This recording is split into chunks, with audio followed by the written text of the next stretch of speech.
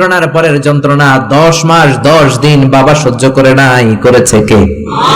3 নম্বরে বললেন ওয়াফিসালুহু ফি আমাইন, 2 বছর বাবা দুধ খাওয়াই নাই, দুধ খাওয়ালো কে?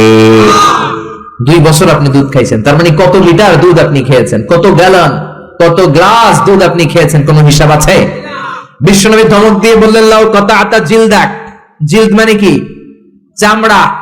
লাউ কাতাআতা জিলদাক, তোমার চামড়াগুলো কেটে রোদে শুকিয়ে যদি মায়ের পায়ের 2টা জুতা বানিয়ে দাও, ওই যে ছোট্টবেলায় 1 ঢোক দুধ তুমি খেয়েছিলা, ওই একটা ঢোক দুধের শোধ আদায় হবে নাকি? মায়ের দুধের শোধ আদায় হবে?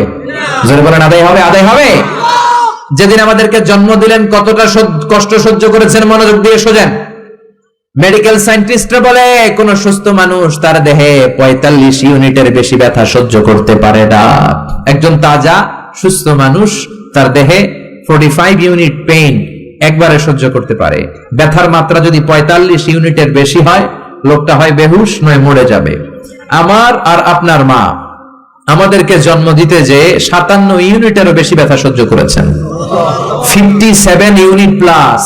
কেন ইমাজিন, এটা কি কল্পনা করতে পারেন? কল্পনা করতে পারেন? 57 ইউনিটেরও বেশি যে ব্যথাটা কোনো অ্যাক্সিডেন্টে আপনার দেহের 20টা হাড়ি একসাথে ভেঙে গেলে যত ব্যথা, তার চেয়ে বেশি ব্যথা। চিল্লায় এখন আল্লাহু আকবার। এজন্য আল্লাহ ডেকে বললেন খবরদার মায়ের সাথে বেয়াদবি করো না। মায়ের সাথে বেয়াদবি করলে তোমার কোনো আমল কাজে আসবে না।